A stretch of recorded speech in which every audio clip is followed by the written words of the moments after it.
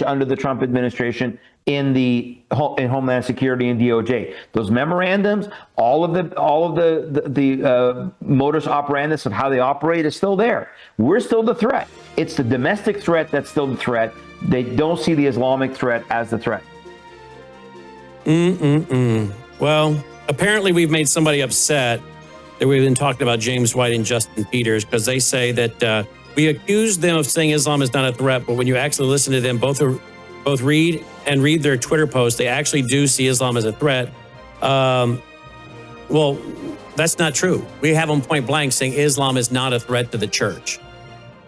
We have them actually accusing us of Islamophobia on video, Shahram. Yes, absolutely. James White accused anybody that fear mongers about Muslims as an Islamophobe. He said that at a conference.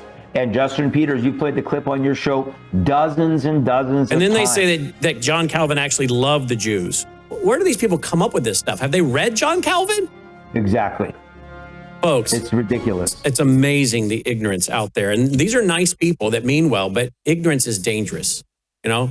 And this is why we're here. Folks, don't be led by personality and emotion. Be led by truth. Go do your own homework. Don't listen to what people have told you. Don't listen to what we've told you. Go verify what we have said. Go do your own homework. There's so many people being deceived. But all I can say is if the Lord doesn't return soon, God help us, because what we're seeing in other countries, it's coming to America. Closing comment, Shahram? Brandon, I agree with you 100%. It's already here. Right. It's already here. And again, you said it, it's judgment. It is the judgment of God upon this land. You have a foreign God, a foreign enemy that has come in. And the only solution remains with the bride of Christ. We have to wake up. Ministries like Worldview Tube are so important to wake the body of Christ up. I just pray that it's not too late for some of these places in the country. So we'll see what happens. But thank you for what you're doing. Thank you. That's Shahram Hadian. Thank you, guys. TILministry.com, TILministry.com. Take care.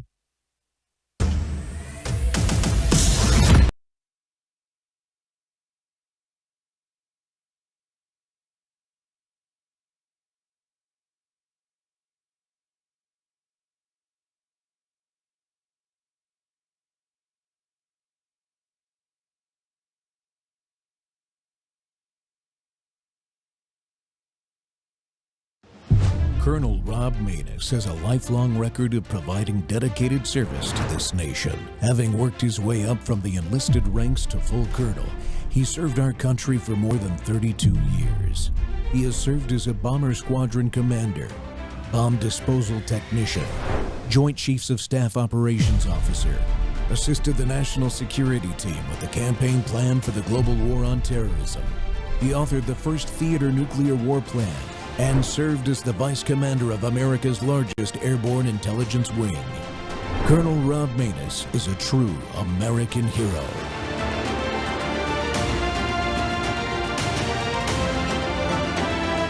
This is Rob Maness Live.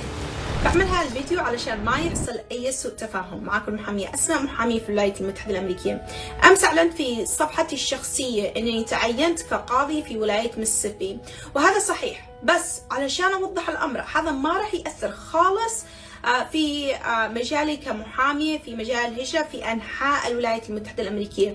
أنا بستمر كمحامية في مجال الهجرة في أنحاء أمريكا، بس بنفس الوقت بكون قاضية في ولاية ميسيسيبي، بس بكون مسؤولة على القضايا الجنائية، المخالفات والقضايا اللي تخص المديرية نفسها.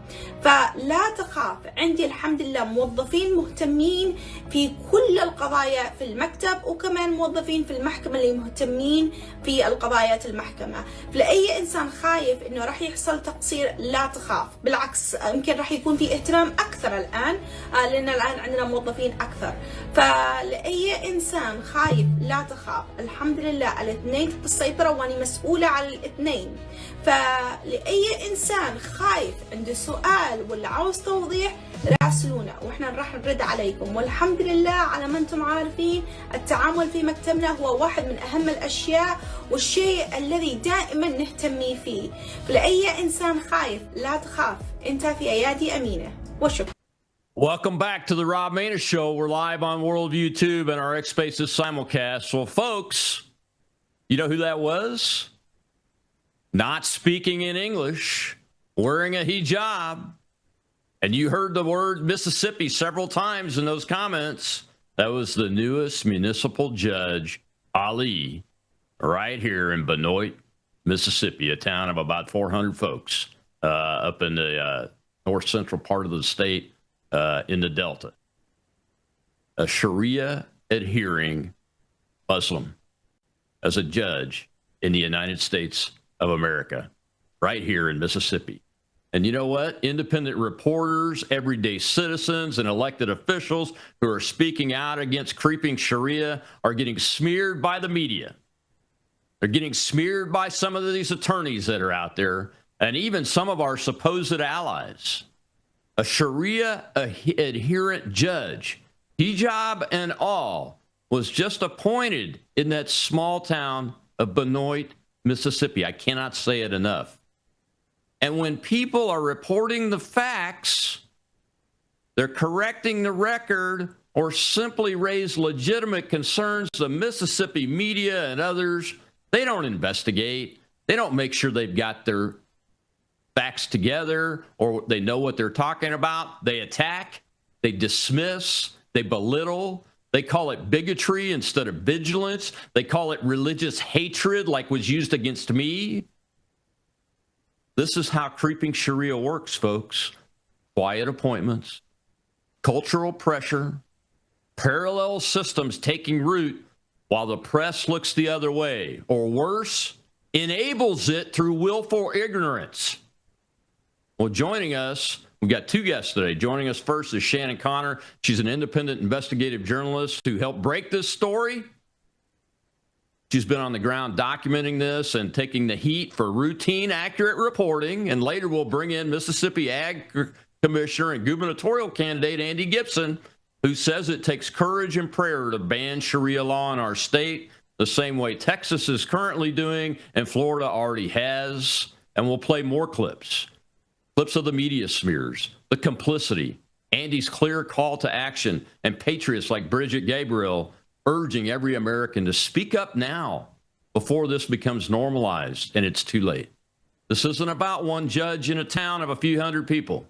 It's about whether Mississippi will defend the Constitution itself or let incompatible ideologies gain a foothold of violence, because that's what Islam and Sharia adherence requires to get and stay in place: violence. Shannon, welcome to the Rob Maness Show.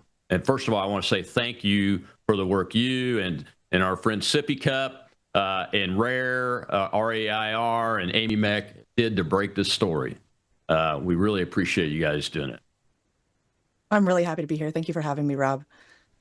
Well, I guess the first question I have for you is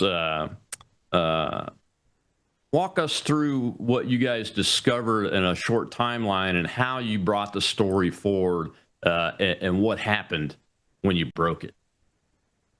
Yeah, so my investigative partner and podcast co-host, he goes by Sippy Cup 2 on X, but his name's Patrick McVeigh. He actually lives in Mississippi. And so it was brought to his attention that there was a Facebook post made by this judge. Mm-hmm. And, at first, we didn't totally believe it. But then, started doing some research and, and she put out another post and it got kind of confirmed that way. So we decided that needed to be looked into. So Patrick is the one that did do the primary investigation on this, and I did secondary. So he first, he went in person to the attorney's office that Asma Ali, this municipal judge, runs. It's her immigration law office. So she is first and foremost an immigration attorney. And so, he went in there. The woman working at the desk told him no comment. So he decided, you know what, I'm going to contact the city of Benoit. So he called their city hall, asked for their meeting minutes over the phone. And the woman that answered asked why he wanted them. And he said, well, they're public record. And she said, basically, you're going to have to talk to the mayor about that, and hung up on him. So he drove actually the 2.5 hours to Benoit, find out that their city hall was closed. They're only open for about 6 hours a day, I think, something like that. They're only open 4 days a week.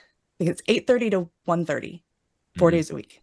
And so he drove around a little bit. They don't even have a police station in Benoit. There's nothing there. It's basically just empty.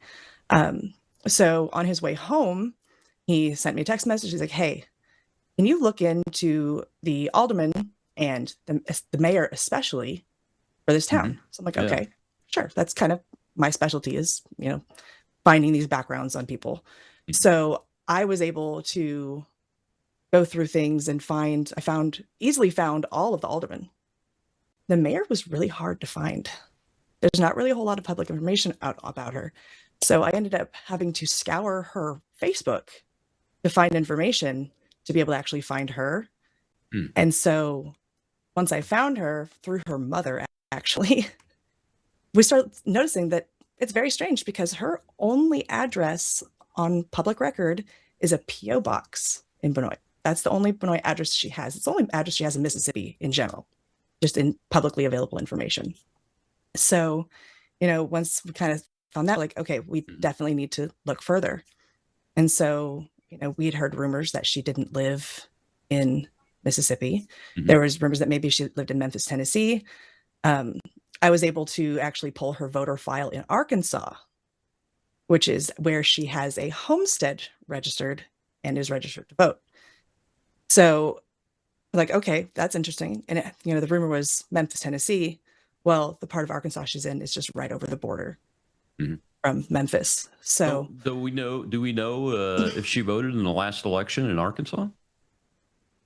We personally don't, because for the public record for voter file without doing an open records request, you can see if they cast a provisional ballot or if they did an absentee ballot. And so there's no record for either of those. So she would have had to have voted in person. Okay. So I definitely found that interesting. So the voter file for Mississippi, she's in there as Linda Lee Carter. Her name is Linda Michelle Carter. It's not Linda Lee Carter. And the record for that, and Lee is her brother's middle name, not hers, which I found really interesting. But the address on file for that is this one that her son shares, but he also has a physical address in South Haven, Mississippi. But then that address actually connects back to a man with the last name Howard, who is related to two of the aldermen for Benoit. So it's this big web that's going on. And honestly, so much of this stuff comes back to two of these aldermen, which I found extremely interesting. And we did actually have someone that lives in Benoit actually responded to one of Zippy's posts and said that it was actually common knowledge that she doesn't live in Mississippi. It's just everybody knows that, but no one does anything about it. So it's been brought to the attention of the Mississippi Secretary of State, and he is actually working with the Arkansas Secretary of State to compare voter files right now. Because if she is truly not a citizen of Benoit, her election is invalid, which means her appointment of this judge is also invalid. And that's kind of what we're hoping is going to happen at this point. Yeah, the Secretary of State's Michael Watson, I think I did see that he said that he was investigating it. Appreciate you guys doing that because, I mean, all we ask in America is just follow the rules. When the rules are presented to you, which are in election law, we should follow them. But I imagine that panic has set in the little town of Benoit amongst the mayor's office and the aldermen. Oh, definitely, because they did release a statement earlier this week, I guess it was last week, about how there's no religious requirements for these appointments, and because their town's so small, they can actually appoint an attorney from anywhere in the state because of the size of their little village or whatever, the hamlet. So they legally they can appoint her, but is the person appointing legally in that position is the big question. That's one of my questions is she practices in Ridgeland. Is that correct? Is that accurate? Yes. but she has practiced in Biloxi, or does she have offices in Biloxi too? Both of those That towns. I'm not sure of. And her background is what? She's an immigration lawyer. She's an immigration attorney. That's her focus. Does she specialize in anything interesting, like asylum or?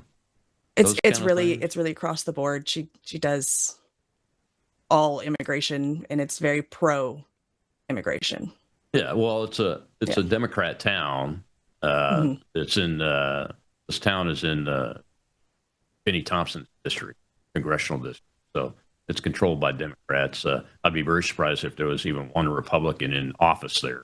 But they didn't get all the votes. I think the mayor didn't win with all the votes of the 400. The alderman.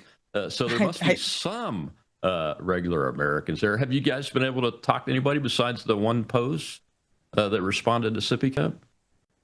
We haven't. I know that he did reach back out to that person to try to get more information, but he has not been able to make another trip out to Benoit yet, because he's actually in Texas right now getting ready for the next stage in the Carmelo Anthony trial. So I think that's going to be on the radar for when he returns. Oh, yeah, that's right. I remember he's covering the Carmelo Anthony trial. I can't wait to see how that show works out. I'm glad we have somebody that will tell the truth.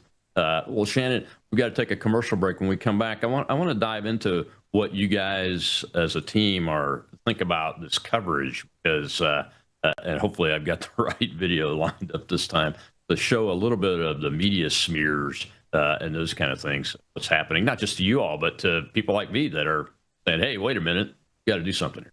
We'll be right back.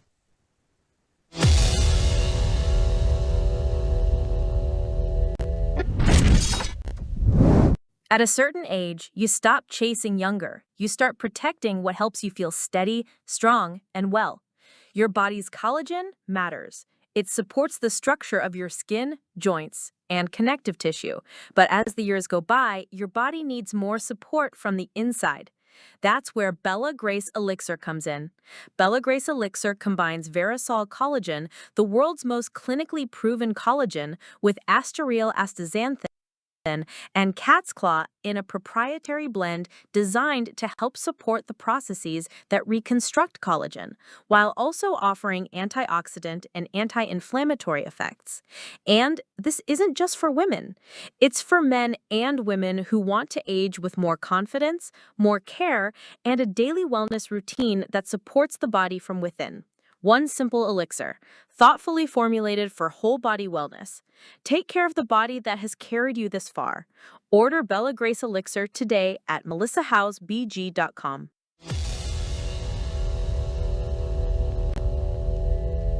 A Mississippi town is firing back now after its new Muslim judge became the target of a national social media firestorm.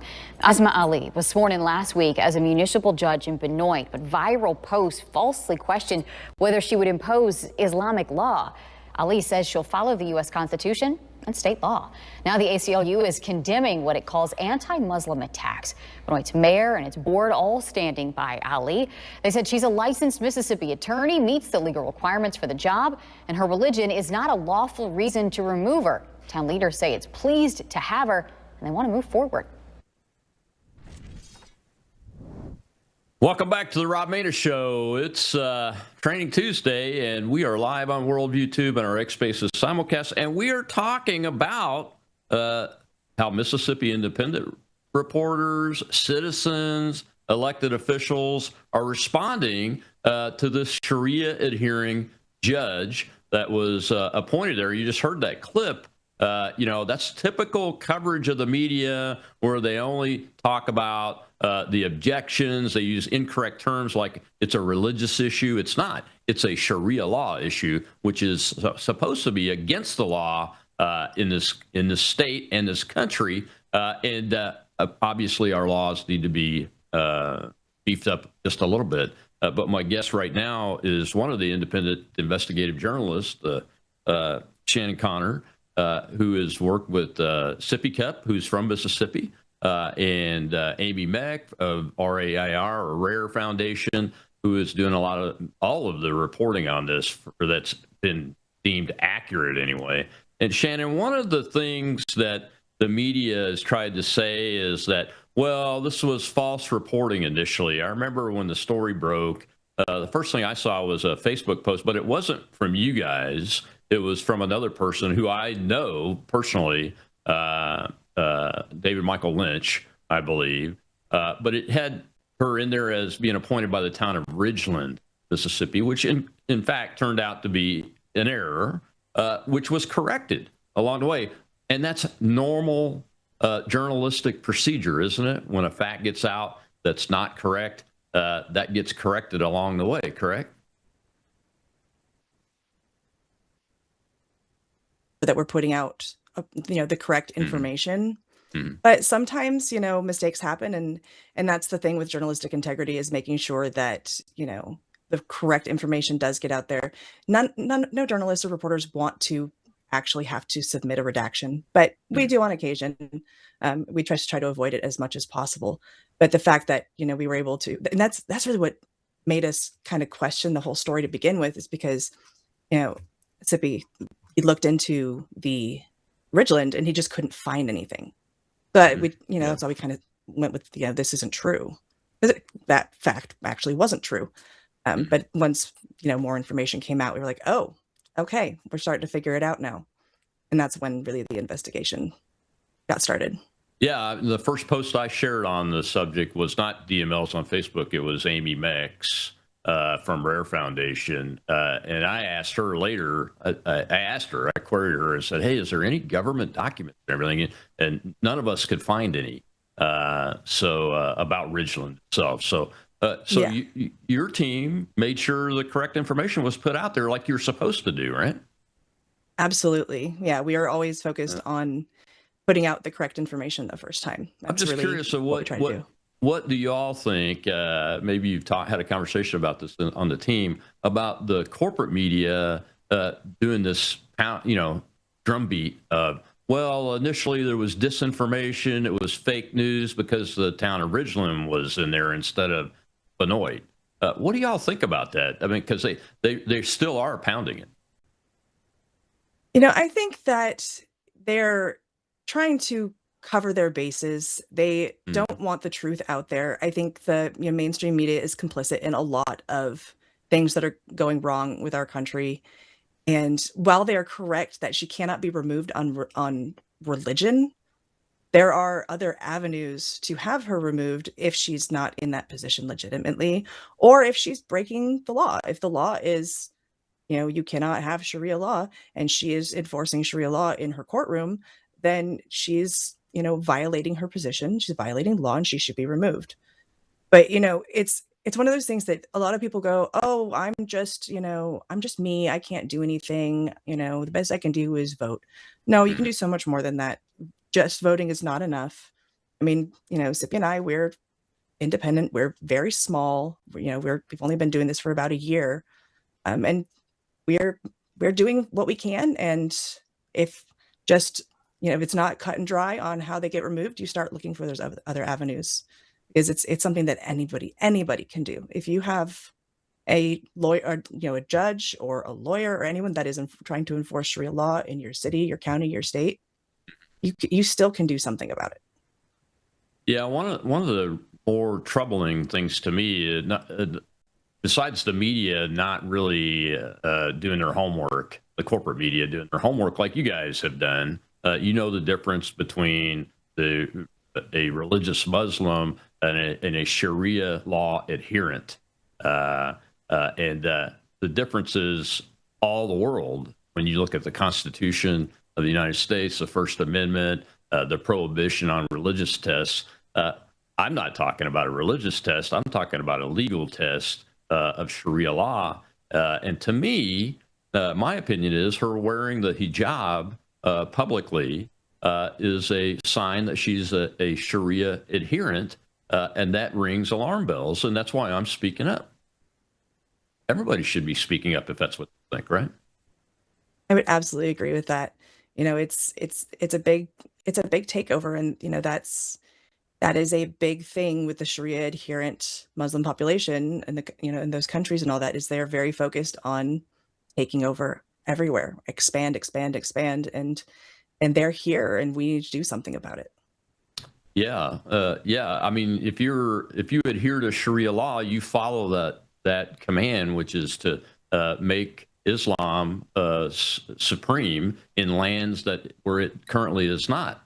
In our land is about 70% Christian, and under Sharia law, Christians either have to convert, pay the jizya tax, and publicly show submission to the superiority of Muslims, or leave if they're allowed to. And that's against the First Amendment of the United States. If somebody is practicing Sharia law in their mind, even, and they show visibly that they're doing it, what does that say to people that have to come into that courtroom? Absolutely. Yeah, I mean, it's a big problem across the country. I mean, so I don't live in Mississippi. I actually live in Washington State. And it wasn't that long ago that we had a case here where a husband and wife attempted an honor killing at their child's school because she refused to go and marry a much older man back in, I think it was Afghanistan. And they tried to kill her right there on school property, and neither of them got very big charges that ended up sticking to them. No, the mom didn't even serve any jail time. And that's a big problem because it's not just judges of the Islamic faith that are causing these issues. We have sympathizers that are making it worse. Yeah, and just regular Sharia law following citizens. Look, women are treated as slaves, basically, chattel slavery under Sharia law. And they don't have the same rights as they have under the United States Constitution. Christians will not have the same rights. No other religion will have the same rights. And what do you make of these attorneys defending this on the grounds of the First Amendment when the fact that she's adherent to Sharia law is an affront to the First Amendment? It's comparing apples and oranges because it's a freedom of religion, sure, but that doesn't mean that those religious laws can be brought into play if those laws are being, they're against our American laws. You can't just decide, oh, well, because they're Muslim, because they're Islamic, their laws are totally okay too. It doesn't work that way. Yeah, I agree. Do you think that people are afraid? I mean, I mentioned religious bigotry smears. I've been smeared as a religious hater, I think was the words used by an attorney, no less, because I came out adamantly opposed to this. And look, I survived the Pentagon 9/11 attack, and I've been dealing with Islamist terrorism.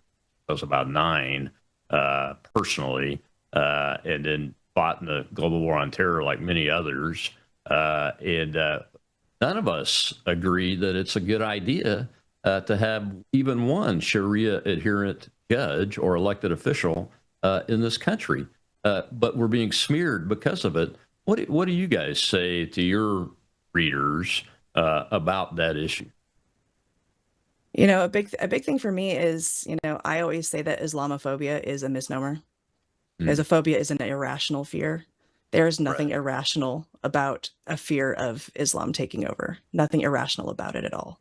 Because we're, especially women, we are not safe if Islam truly takes over. And considering that Muslim families are outpacing Americans in the United States for births is scary.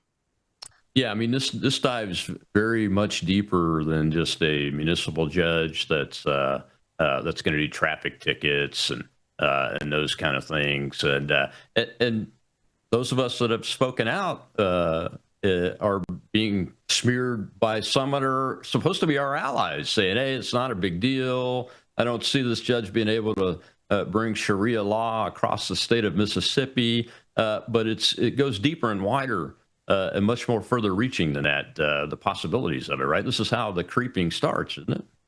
Absolutely. They start small. They're not going to get elected to major positions right away.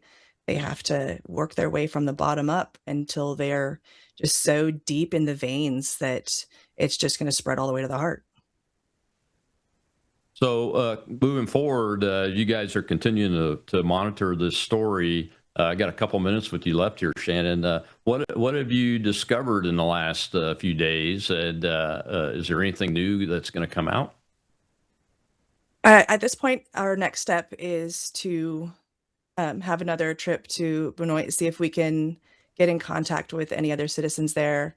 We're waiting to see kind of what happens with the Secretary of State with his end of the investigation. One of the big things for us is we do a lot of front end investigating. And then once it's in, the eyes or the hands of those that can truly do something about it, we kind of say, okay, time to move on to the next thing. Because we really don't want to get down in the weeds on everything, because we do try to do, more investigations. We did start with the DOJ ICE block, expose. That was kind of where we started. And, we've exposed the judge that had released was the last one to release the man who murdered Irina Zarutska. And, so that's really where our big focus is get the basics done, so that we can hand it off to someone that can make that difference, so that we can continue to move on and make that difference. Well, yeah, we appreciate you guys and everything you're doing, and we'll be following this story closely, and I'll let you know if I find out anything new and what's going on, because we're tracking on it too, and we're not going to be quiet about it. Where can folks find you on X? I am Jinxed Reality X. That's All my right. handle, and then Sippy is Sippy Cup, SIPPI, and then the number 2. Absolutely. Well, thank you all very much. And thank Amy and the Rare Foundation for covering this story and bringing it to light. It's very important. Next up, I'm very happy to do it.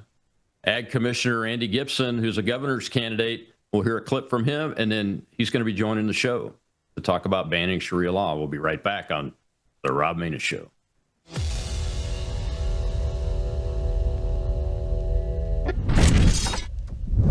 Take a look at the water you just poured. It looks clean. It tastes fine. But what's really in it? Lead, fluoride, arsenic, chlorine, pesticides, PFAS forever chemicals, pharmaceutical residues, and bacteria. Every single day, these toxins flow straight from your tap into your glass, into your family. It's time for Sentry H2O from Worldview Water. Sentry H2O is the ultimate water treatment technology, designed to remove harmful toxins, balance your water's pH, and enrich it with essential minerals like calcium and magnesium, the way nature intended. From commercial-scale systems to whole house filtration to crisp, delicious drinking water right at your kitchen sink and shower, Sentry H2O delivers cleaner, healthier water everywhere you need it. No plumber, no tools, no plumbing knowledge required. Perfect for homes, apartments, rentals, RVs, refrigerators, and more. Because everyone deserves access to clean, healthy water. Visit worldviewwater.net. That's worldviewwater.net.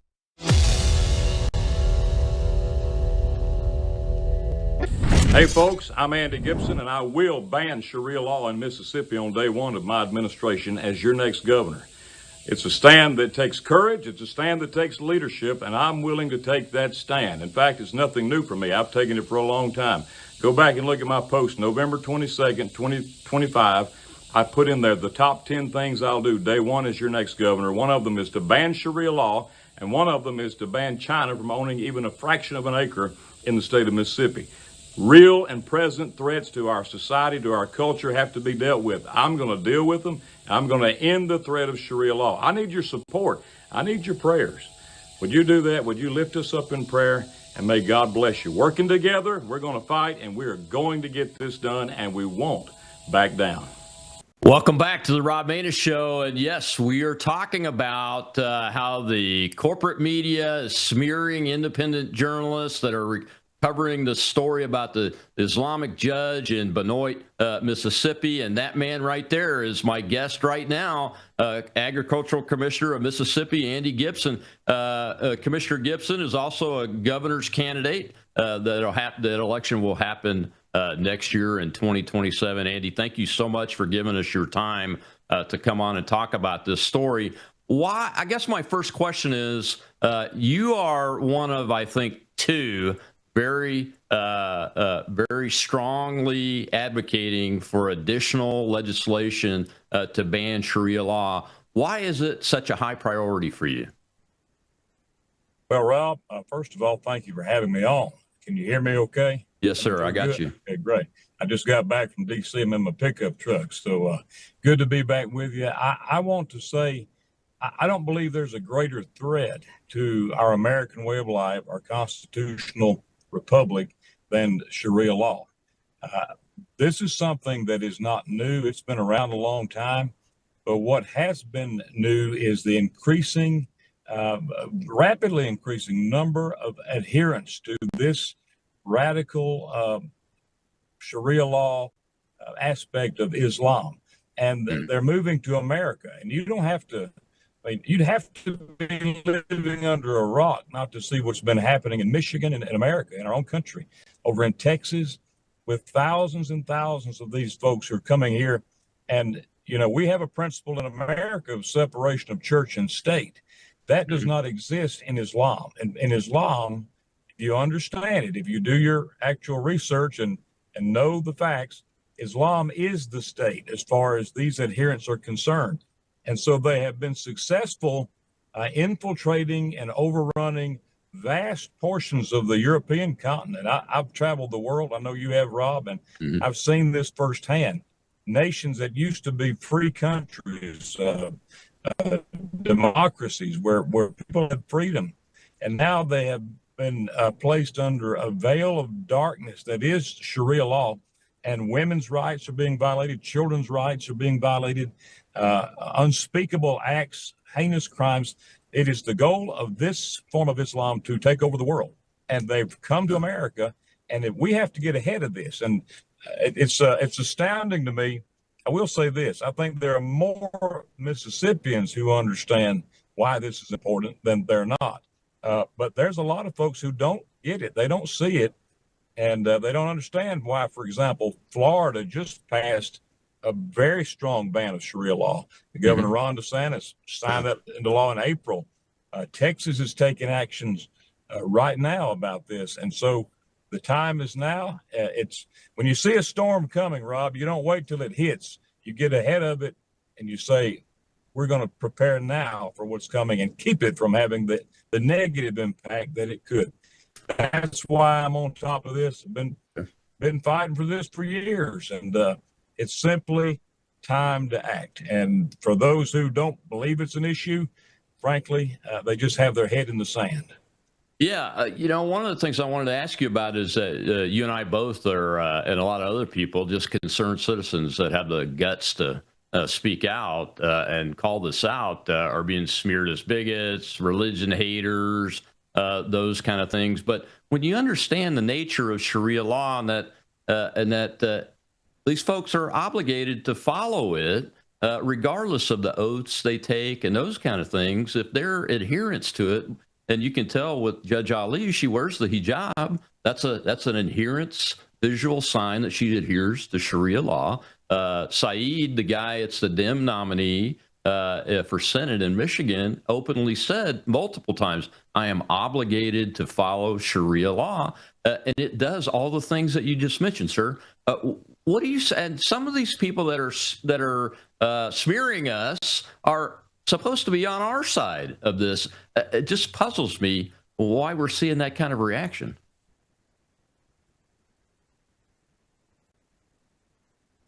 Oh, man. We may have lost Commissioner Gibson. Have we got him back? Okay. We'll see if we can get the commissioner back. You know, the question is, are people just not educated? What should we do about how to educate folks in a way that's professional? You know, I mean, I'm not doing this to scare anybody. I'm doing it because I'm a supporter and defender of the Constitution of the United States, folks. And that is the absolute reason why I see others that are speaking out and stepping up So it's very troubling for me to see some of the responses that we've gotten. But it's also a good sign when we see statewide officials, both in office and running for office, that have the courage to stand up and fight for what is right. And what is right is that the Constitution of the United States is the law, supreme law of the land, and the Constitution of Mississippi follows it. And none of them require us to commit suicide as a culture in a nation. What they do require is that I, as a Christian, be allowed to worship as I please without fear of government interference. But Sharia law does not apply that way. It applies in the opposite. If you're a Christian or some other religious belief, under Sharia law, you're required to submit by paying a special tax and submitting publicly to it. I think we've got the commissioner back. Commissioner, can you hear me? I got you. Yeah, something on the phone knocked me. Maybe somebody heard what we were talking about. That could be. There's a lot of people, more people than I've anticipated, that are opposed to what we're talking about. And I was asking you before we lost your signal there, sir. Is I've been surprised that I mean, I expect to be called a religious bigot by some people on the left, but the media is using it. Attorneys in the state are using it, and things like that, and they're minimizing the fact that this is just a municipal judge, et cetera. What do you say to folks like that? Because it's okay to smear me, but I'm going to push back on people because it's not about religious bigotry. This is about Sharia law overcoming the Constitution to me. Well, I believe that what you see when you hear people using that phraseology, it's nothing new to me. This is the same tactic that the left used in every effort of conservative principle that I've ever been involved on. For example, we passed the bill to defend traditional marriage, and I was called a bigot when I was in the legislature. We passed the law to defend the lives of the unborn, and I was called a radical, bigot for that. When we passed the law to crack down on illegal immigration, the same techniques, the same tactics were there. And frankly, it's the same group of people who are against banning Sharia law. For some strange reason, the left has sided with the Islamic Muslim sect, and they have decided to oppose this. Not only this, but a lot of other conservative principles that we've led on. So I'm not a bit surprised, but I do think this. I know this to be true. The truth will defeat a lie every time. And for these folks who are against this, if they will actually open up their history books and read the truth about what Sharia law is and understand, we're not banning a religion here. We're not banning a freedom of faith here. We're talking about a system of law that is, in fact, held sacred by the Islamic religion. And it is not coming to America. It has come to America in many, many places, including Dearborn, Michigan, for one example. But even more concerning is what I've seen around the world, where it has taken over large tracts of land, cities. Entire countries are being ruled under this form of law, which is incompatible with the American Constitution. If people get the facts, they'll know that's the way it is, and that is the way it is. Yes, sir. Have we seen any sign of foreign funding or those kinds of things coming in to the state on behalf of these groups? I know the museum, and I think I've got a clip after this break here that will show. It talks a little bit about the museum. The museum in Jackson, the International Muslim Museum, I'm paraphrasing that now, has received about $1.7 million from foundations and those kinds of things. But has anybody looked at that yet? It hasn't really been looked at yet, but it's something that I've called for as part of my plan. I rolled out a comprehensive plan similar to the Florida plan to not only expressly ban Sharia law, but to end the terrorist networks that are funding a lot of these efforts.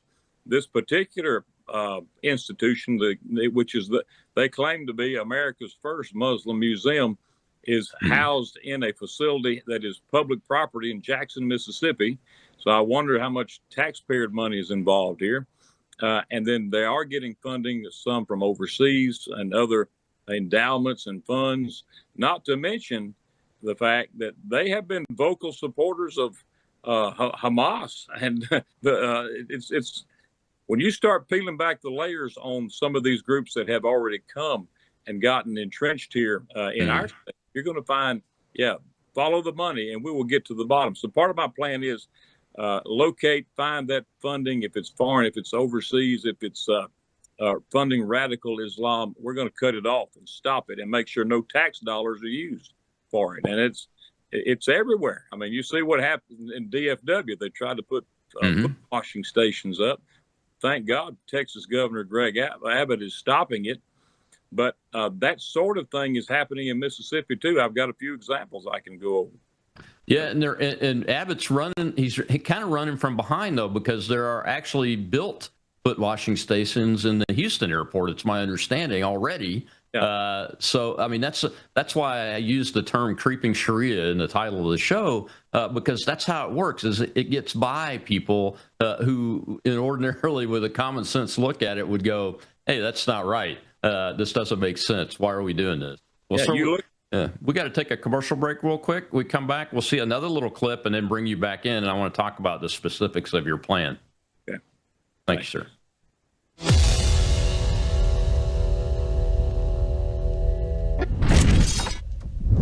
You woke up with a sore throat and a low-grade fever. You know you are getting sick, so here's your choices. You can get sicker and miss work. Try to see a doctor this week, or sit hours in a crowded waiting room at urgent care. I have a smarter option for you. Open your medical emergency kit. Match your symptoms to doctor-recommended prescription in your booklet and take the right meds now and get well faster. This is not a first aid kit. It's like having an urgent care in your home. It includes doctor-prescribed medications to treat over 39 medical issues like respiratory infections, strep throat, pneumonia, UTIs, and more. No waiting to see the doctor and no standing in line at the pharmacy. It's right here. Every home should have at least one medical emergency kit, and here's how to order. Go to worldviewhealthcare.com. Your kit to treat dozens of common and serious illnesses is rushed to your door. worldviewhealthcare.com. That's worldviewhealthcare.com. The emergency kit available at worldviewhealthcare.com. Make sure you don't have to go to urgent care. I got pneumonia. I didn't have to go. I took this last year. Stayed at home. Went to bed.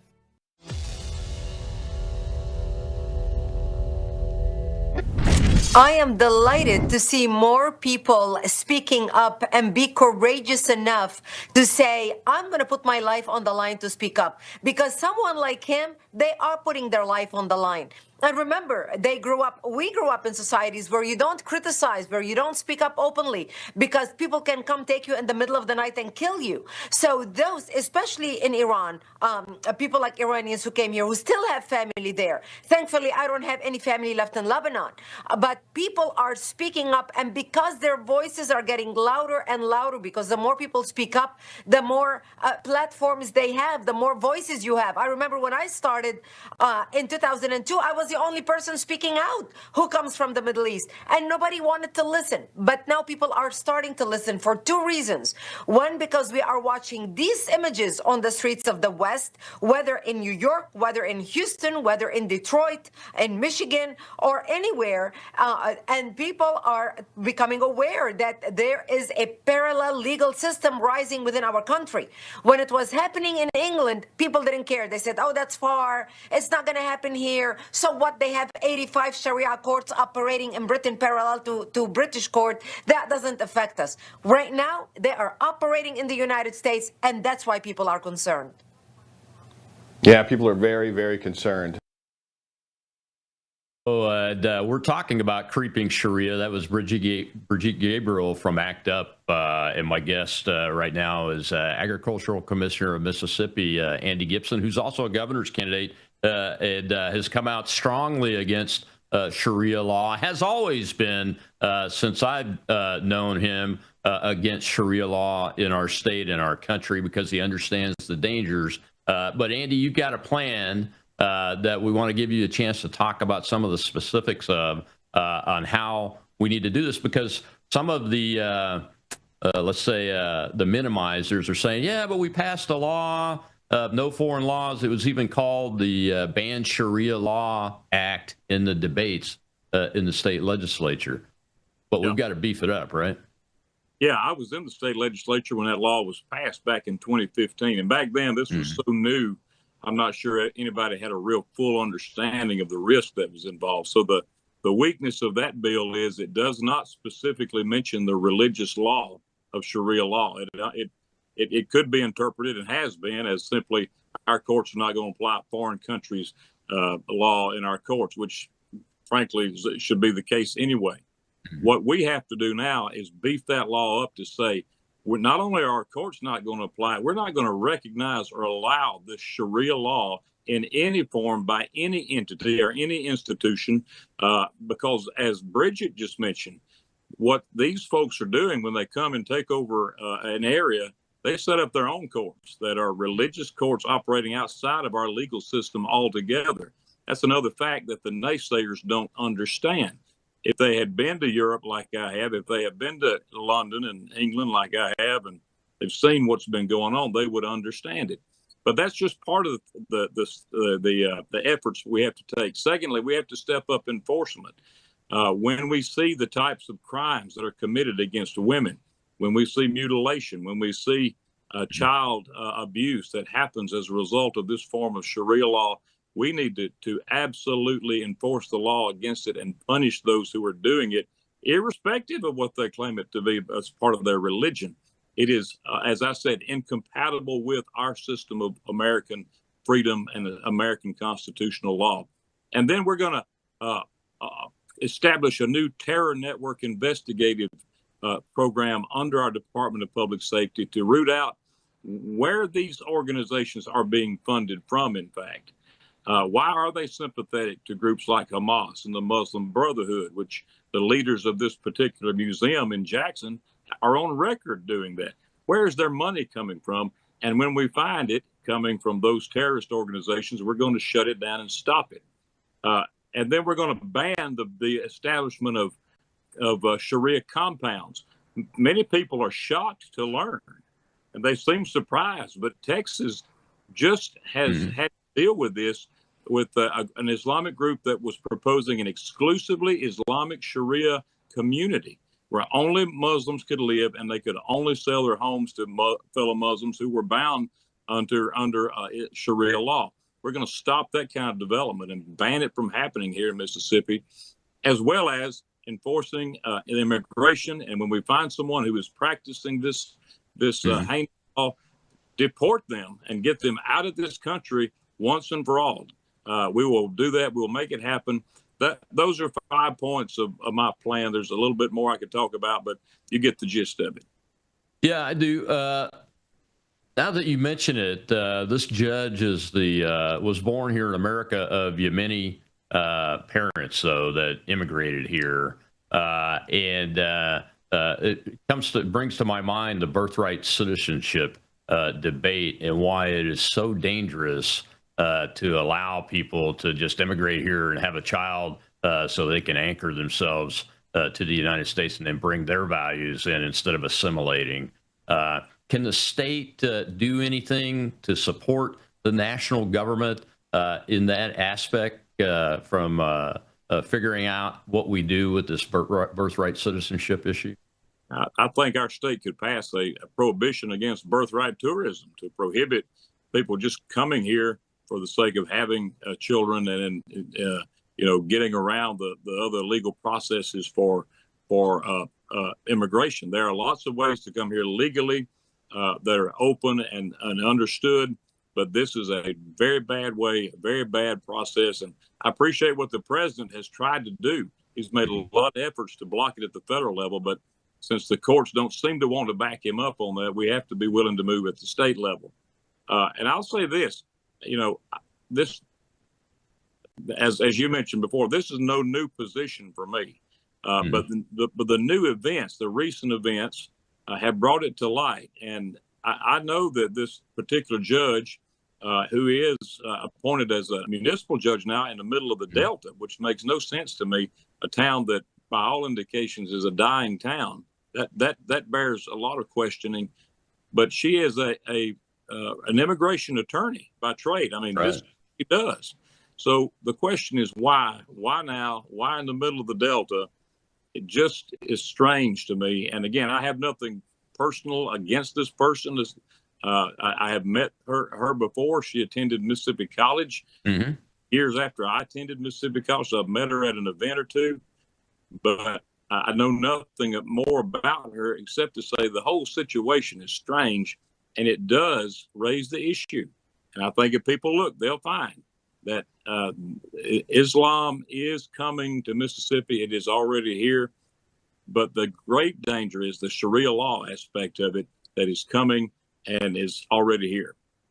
Yeah, I did some research after I saw the story broke, and there are mosques all the way from. I live on the beach in Gulfport, so not far from my house is a mosque, but north to south, east to west, the entire state is covered. There aren't more than like 25, I don't think, but that's a lot for a state like ours. Our population's numbers aren't that high. And those kind of things. I do. Before I let you go, though, sir, I want to ask you from a faith perspective, because I know I've seen you preach through song and witness the gospel as a Christian and everything. And I just wanted to ask you about the so-called faith leader press conference. If you saw it at that museum in Jackson last week, one of the individuals said, that was running it, she said, well, Sharia law is just like the 10 Commandments. We just want to be inclusive of everybody. And this woman is a Muslim convert, American Muslim convert, I think from the 1970s, according to my research. But what's your perspective on comparing the 10 Commandments and Christianity and what we try to live by to Sharia law? It's the exact opposite. You know, I'm a Christian. I'm thankful to be born again.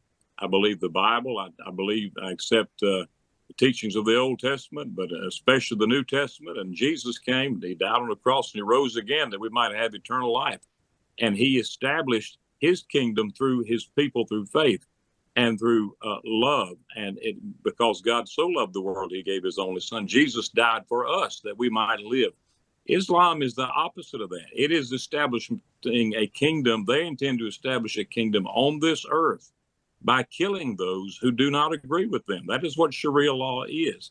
You can read the Quran, you can study it, and you'll find it to be true.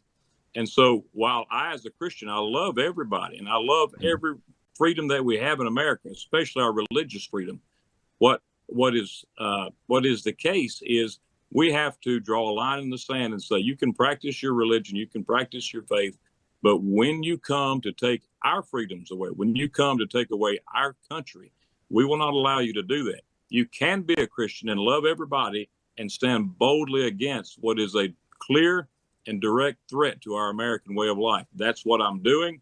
That's what I'm going to continue to do. No matter how many times they ask me to take it back, I won't, because I'm taking the right position on this, and anyone who researches it will understand this is the right approach. So Florida's done it. Texas, I think 9 other states have done what I'm proposing. Mississippi can be the next, and I will lead us to get that done to protect our people and protect our American way of life. You're absolutely right. One more question. And I just want to add to what you just said, though, is that as I've called before, Judge Ali, you are welcome in the community of Christianity. The Christ is the way, the truth, and the life to the Father, and you're welcome here if you want to convert to Christianity. But I wanted to ask you, you're an attorney, and I'm seeing attorneys, some that are professors in law school in the state of Mississippi, and they're trying to use a First Amendment argument about this and how I'm violating the Constitution and the First Amendment because I'm objecting to Sharia law adherence being allowed into our public life and making decisions about the law and those kind of things. But I see it as the exact opposite, is that the First Amendment's intended to protect the Christian, which is not protected under Sharia law. That's right. We have a system that provides the free exercise of our religion, but it is clearly established precedent. And I've studied it as an attorney in constitutional law. You cannot just do whatever you want to do as a person of faith. You cannot infringe and take away the rights and freedoms of others. If someone says my religion wants me to kill all these people who don't accept my faith, you know what? You cannot do that in America. I'm sorry. That is illegal. It's immoral on top of that. And so it is incumbent on us to understand the difference between banning Sharia law and the free exercise of religion. We have to ban Sharia law to protect all the freedoms that we enjoy, from the First Amendment all the way through the rest of the Bill of Rights and our great Constitution, federal and state constitutions.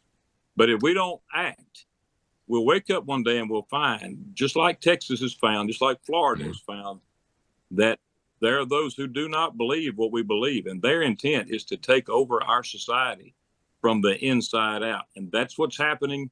That's why Florida banned it recently, and that's why Mississippi needs to be the next to do it.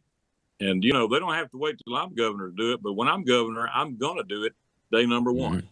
Absolutely. I'm going to have Senator Michael McClendon on hopefully next week to talk about his plan too, because I don't think he wants to wait either, sir. Well, thank you very much for joining us today. Tell folks where they can find you guys so they can read more about what your policy positions are.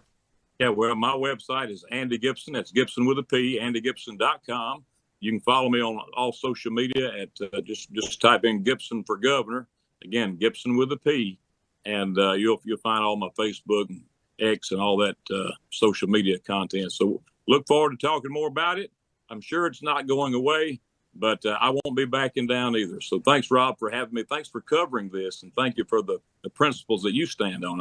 I mean that. Thank you very much, sir. Well, thank you. I hope to get you on to talk about China buying land one of these days before this is all goes too far along. But we appreciate you, sir. And thank you for your courage. And, you know, I will be standing by, and not just standing by, but I'm actively supporting, pulling everybody together to fight this in our great state.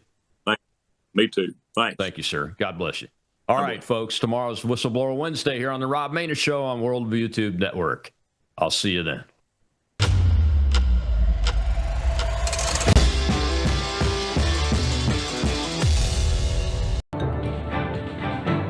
Faith, spiritual values, moral issues, government, economy, education, work, responsibility.